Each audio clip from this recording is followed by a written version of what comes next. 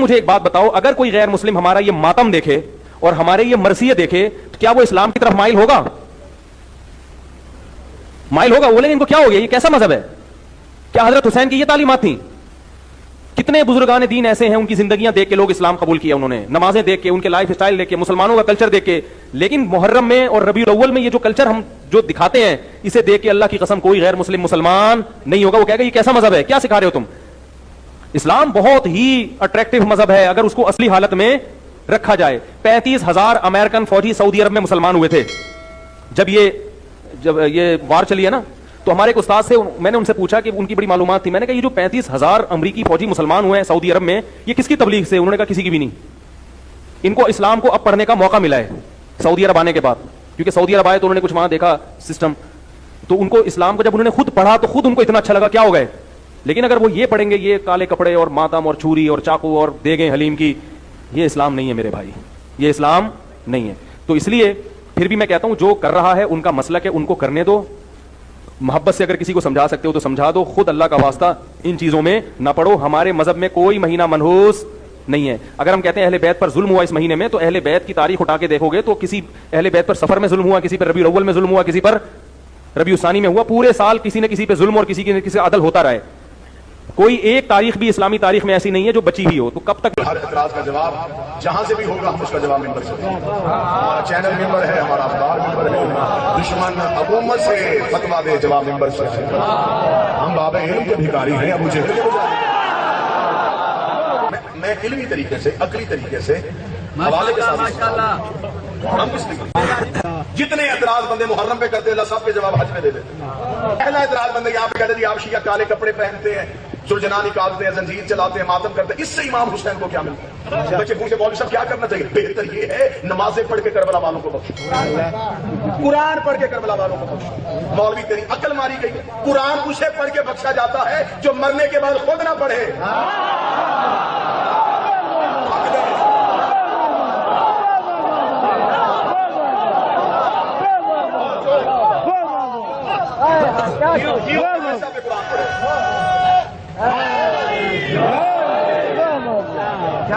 اور جو نیزے کی نوک پہ قرآن ساؤنڈ والا بندہ بھی بڑا سیانا, جب بندہ ایک آتا ہے وہ ساؤنڈ تھوڑا کر دیتا, جب بندے 5 آتے ہیں وہ کھول دیتے. چلیں کوئی حیدریہ ساؤنڈ بھی ہو.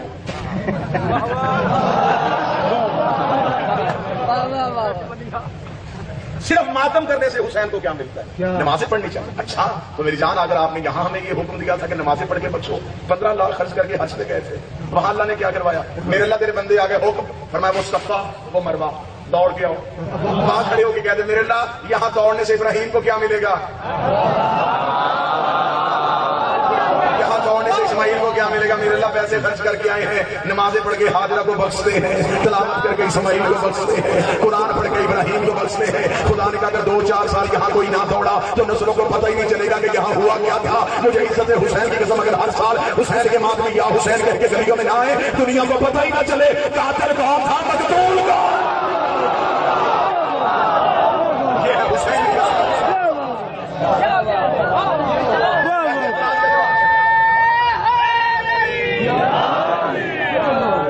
دوسرا اعتراض کیا کیا جاتا ہے. دوسرا اعتراض یہ ہوتا ہے, جو میری طرف کیجیے.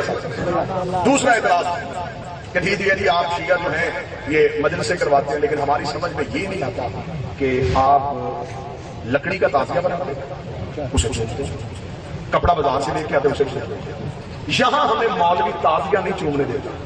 میر صاحب وہاں سارے پتھر چوم کے آئے ہیں.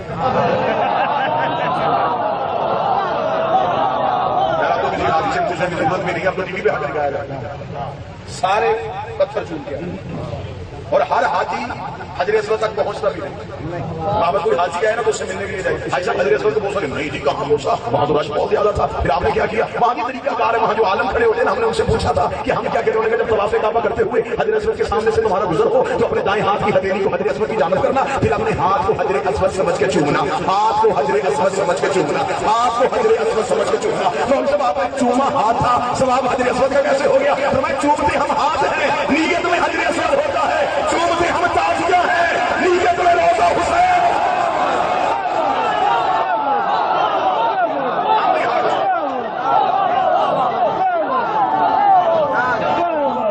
سارے بولو مل کے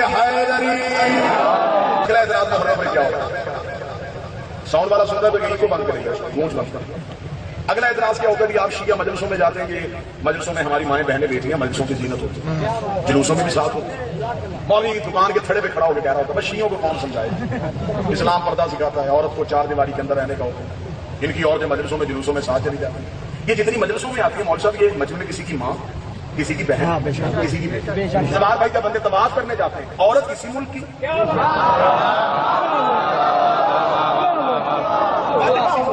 وہاں کاندھے کے ساتھ کعبہ لگ رہا ہو، وہاں بھی مولوی غیرت کرے کعبے کے دروازے کے سامنے ہاتھ ملا کھڑا ہو جائے، نہیں میرے اللہ، اسلام غیرت سکھاتا ہے۔ ایک دن عورتیں طواف کرے، ایک دن مرد طواف کرے، مولوی کہتا ہے تمہاری مت ماری گئی ہے، وہ تو اللہ کی عبادت ہے، عبادت میں تو ہوش نہیں ہوتی۔ پھر جس نے کعبہ بنایا تھا وہاں تمہیں ہوش نہیں ہوتی، تو جس نے کعبہ بچایا تھا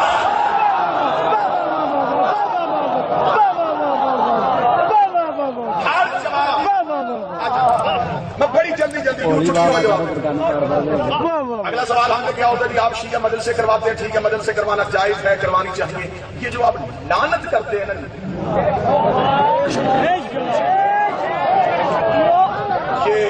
یہ بڑی بات، یہ ہونا نہیں چاہیے۔ اور سر کیوں، اس میں کیا مسئلہ ہے؟ نہیں تھی، دیکھیں اخلاق دکھاتا ہے اسلام۔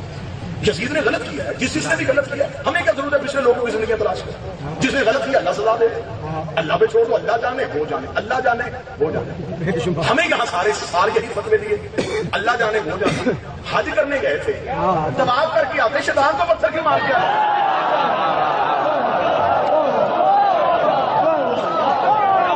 وہاں بھی کہتے تھے میرا تو جانے۔